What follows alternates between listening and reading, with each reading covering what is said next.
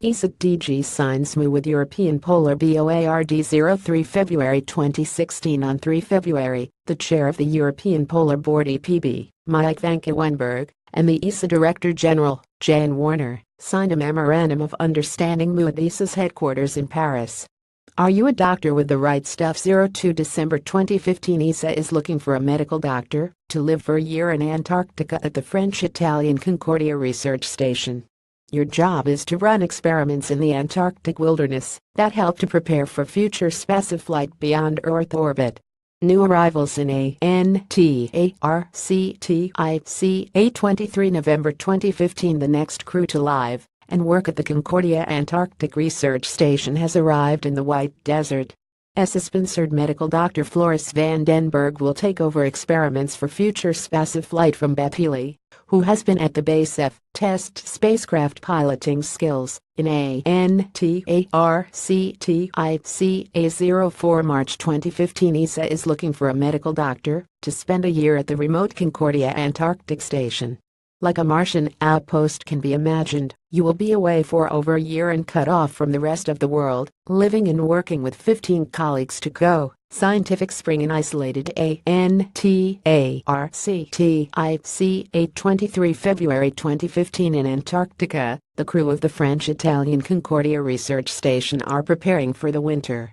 They have to survive 6 months of complete isolation, 4 in darkness, because the sun never rises above the horizon, while they perform science. Concordia CALLING 16 April 2014. Are you a team player who is unafraid of long isolation? Do you have a medical degree and a healthy love of extremes? ESA is offering the chance of a lifetime to run space experiments in one of the world's most isolated places. Concordia Research Stat. The storm before the CALM 05 February 2014. In just a week, the crew of Concordia Research Station will be left to survive on one of the remotest places on Earth for 9 months.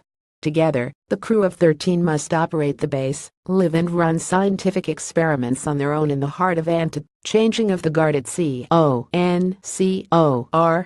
A27 November 2013. The journey to the Concordia Research Base in Antarctica is never predictable. Delays due to weather can keep travelers at the stopover points for days.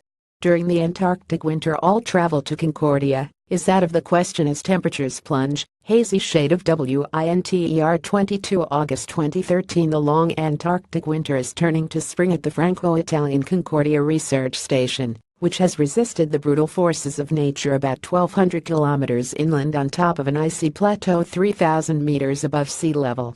During winter, the sun doesn't rise first morning at CNNCORDIA A09 August 2013. After 3 months of continuous night, morning will break on Saturday at the Concordia Research Station in Antarctica.